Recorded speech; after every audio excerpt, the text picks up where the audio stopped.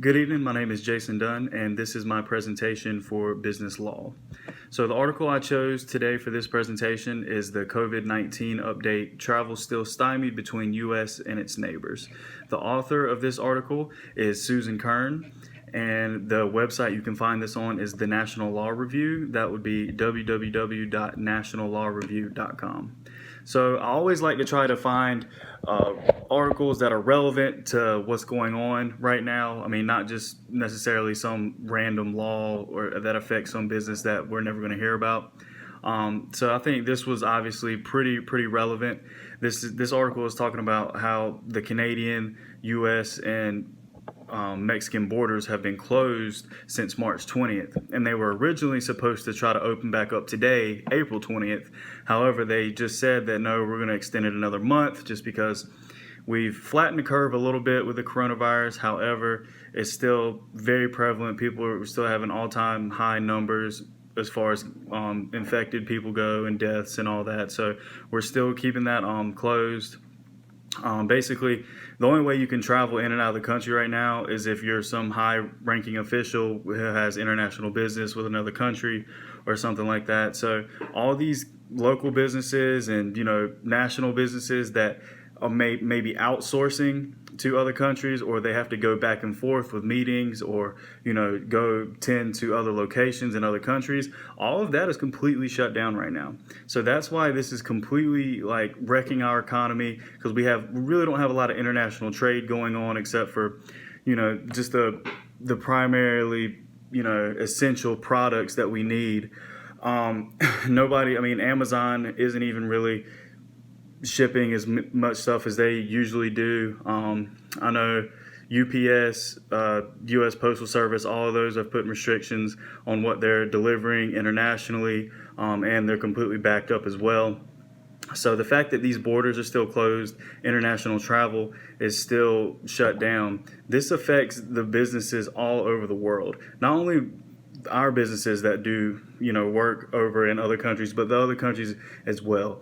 This is, like I said before, it says only U.S. military personnel and their immediate family, U.S. citizens and permanent residents and their immediate family. Basically, those are really the only people who can kind of go in and out of the country as far as those three countries that I'm talking about: Mexico, Canada, and the U.S. There is no European travel at all. So right now they're saying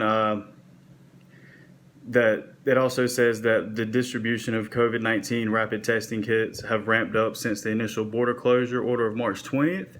But the thing is, since we have more kits now, that we're going to see more numbers as far as people being infected.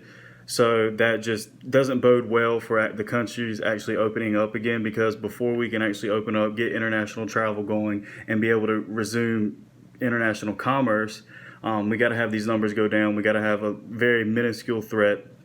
And also, one thing that I kind of wanted to touch on is, even when we do open up the international travel, we open up the commerce again, we're going to see another little quick spike of COVID-19 infections, just because people are going back, being active again, coming in close proximity and all of that. So if we have to also get through that initial wave of these bounce back numbers spiking up, so that's why I don't think the economy is going to jump back as quick as we think it might, just because people are still going to have this huge number of positive tests that they have the coronavirus.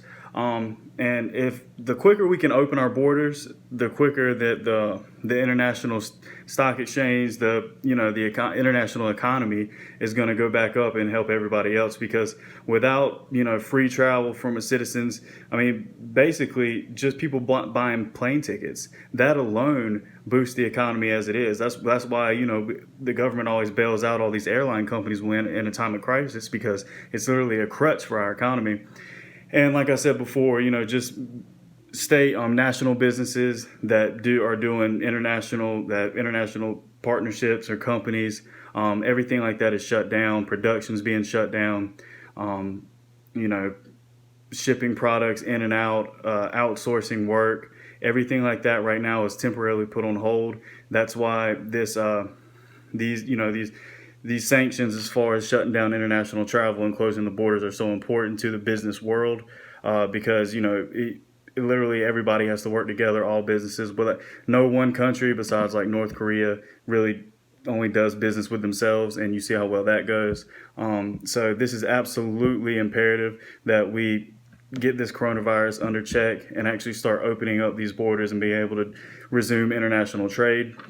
That'll be the quickest way we can get back to the economy rising back up and having a little bit of money in our pockets. So that's the article I wanted to go over today. Thank you for tuning in.